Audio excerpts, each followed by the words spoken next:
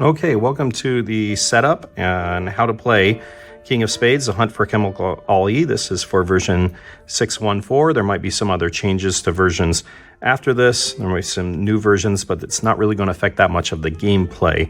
If anything, there will be certain rules that where there are some misspellings or something that will have to be updated and changed. But this is how to play the game and how to set up the game. Now, in King of Spades, what you are is you are a coalition operative that is trying to find out the hiding place of Chemical Ali. This takes place in 2003 during the invasion of Iraq, and Chemical Ali was one of the big names on the list of most important people that the coalition were trying to capture, and they actually made a deck of playing cards that had all these different people on there. So I'm using actually one of the deck of playing cards from 2003 for this game.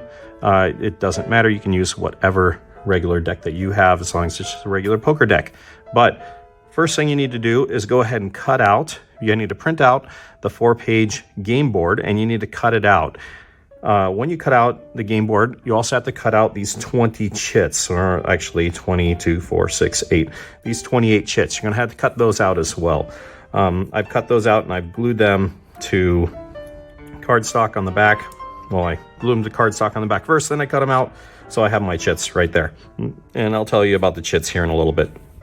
But take these 4 pages, put them together. Phase 1's over here. King of Spades, the map is over here on this side.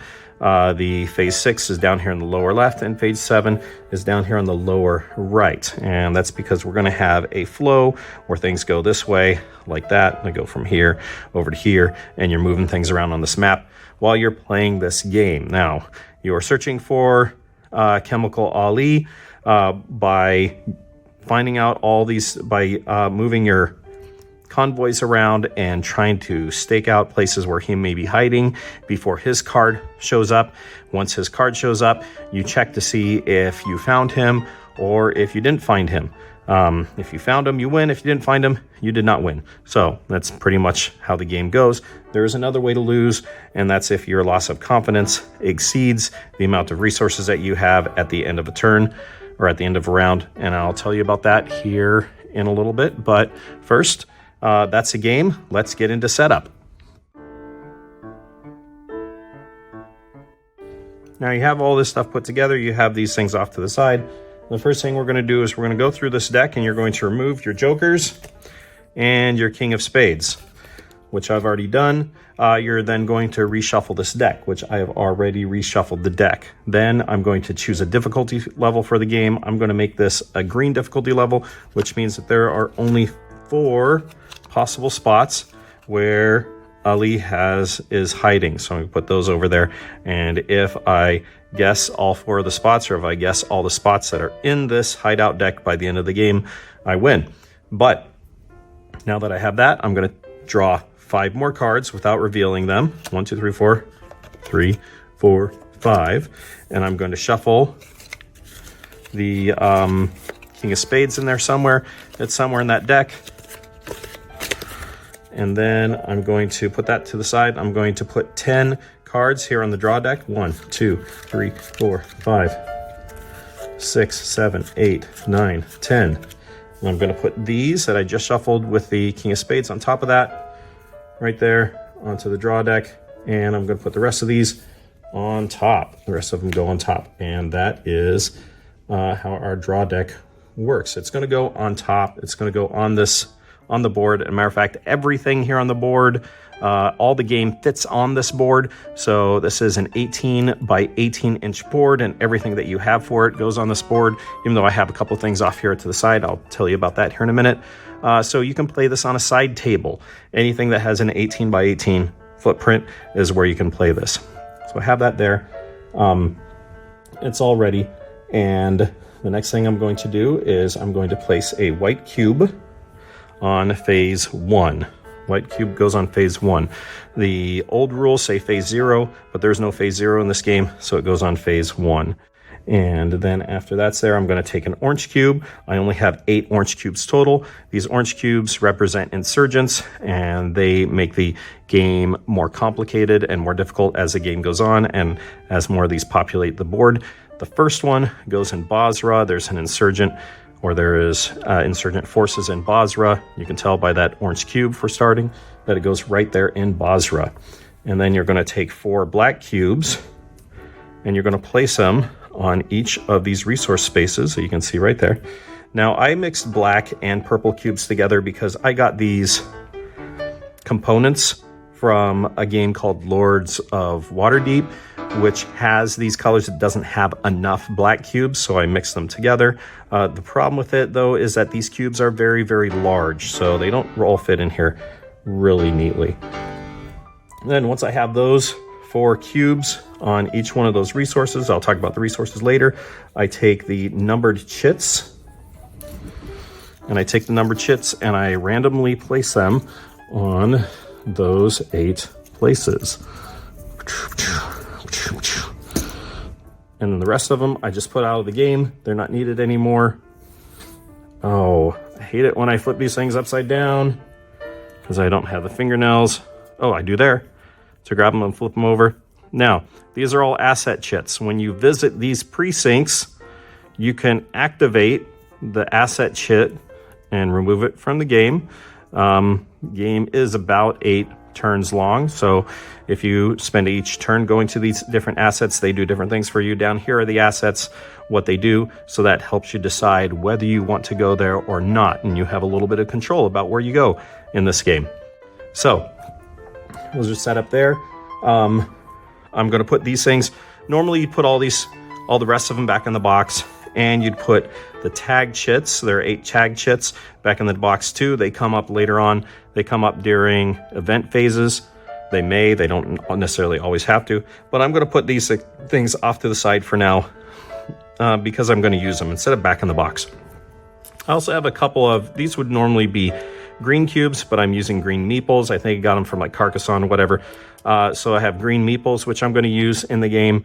I think in the real game, I'd prefer to have like a couple of green vehicles, plastic or wooden cutout vehicles that better represent these, what these are supposed to be. They're supposed to be the convoy and the location that they're going to.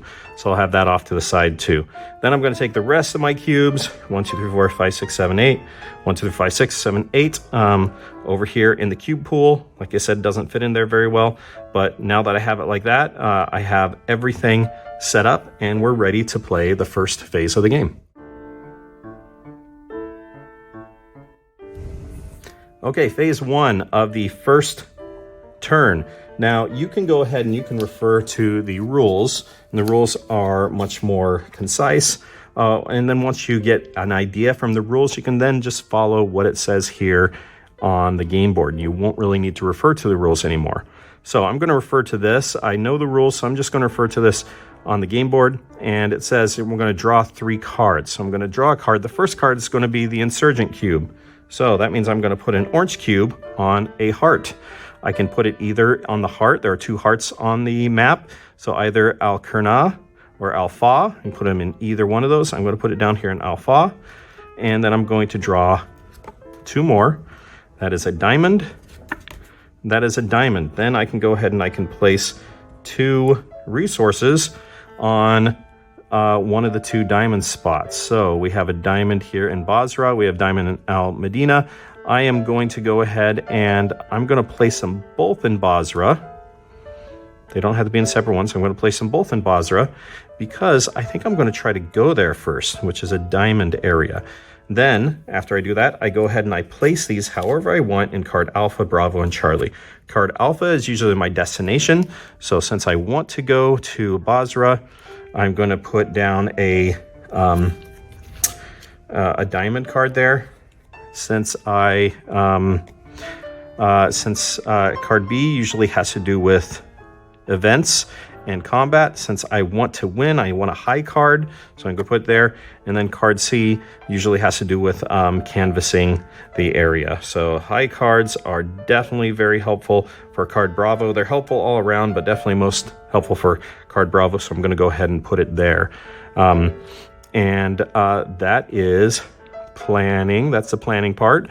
And then we're going to go ahead and move on to phase 2. Move the white cube over to phase 2.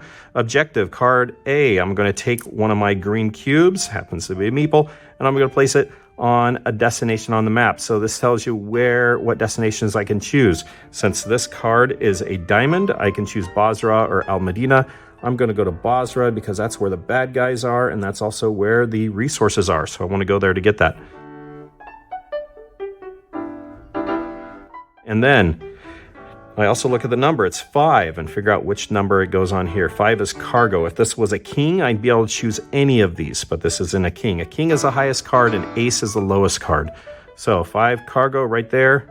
Since I put it there, it says gain 1 extra supply immediately. Great, love it. I'll just take it from the pool and put it in my supply area. And that is phase 3. Moving on to phase 4, here's the event phase, which for those of you who know me as a game designer, you know that I do really like putting in the sort of choose your own adventure things into a lot of my games, and I've done that here as well. So this is card B. I'm going to resolve card B, which is in the events book, and I'm going to go to Queen of Diamonds. So I'm going to go to the Diamonds page. There's the Diamonds. We'll look at what Queen of Diamonds is. Queen of Diamonds, highway. Highways here are surprisingly clear, allowing you more time to accomplish secondary objectives.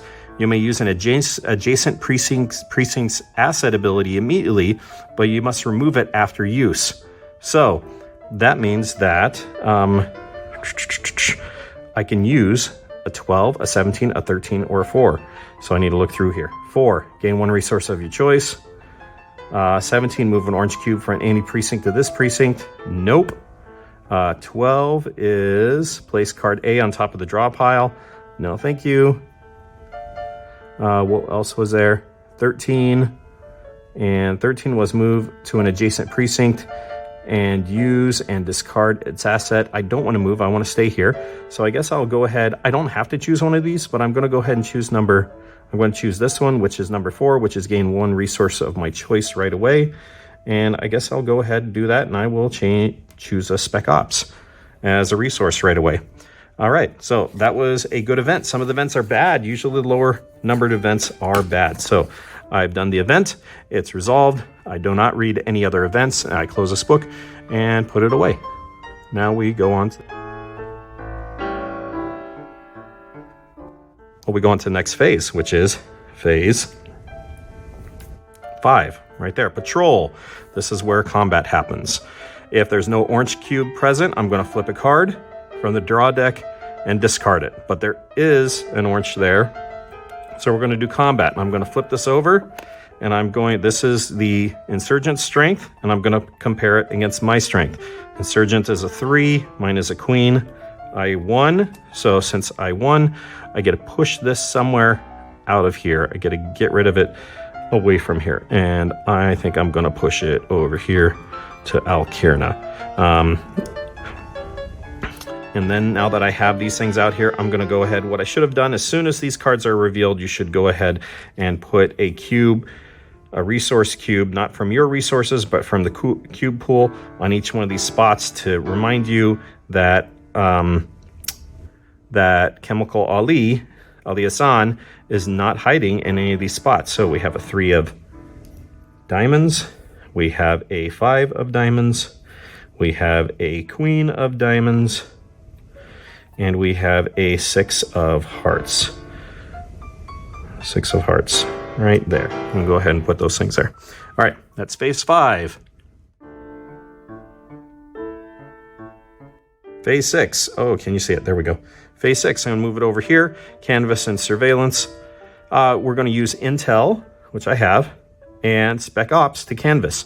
I can use as many Intel and Spec Ops as I want to go ahead and canvas, and you need to do that because you need to make sure that the places, you're going to try to guess where these are by putting as many of these things out there as you can.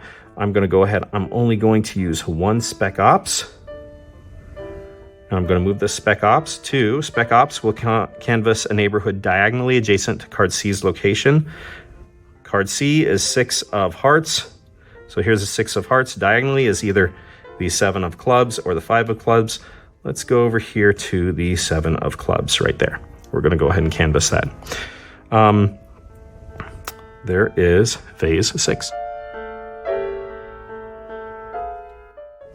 Phase 7.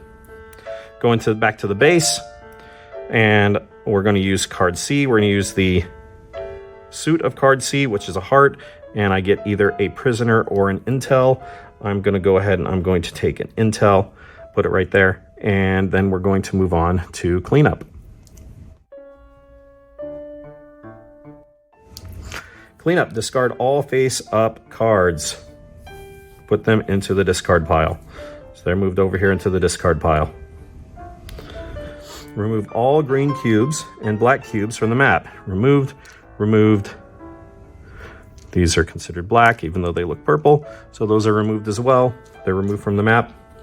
I'm just going to hold them in my hand till the beginning of next turn. Gain 1 loss of confidence.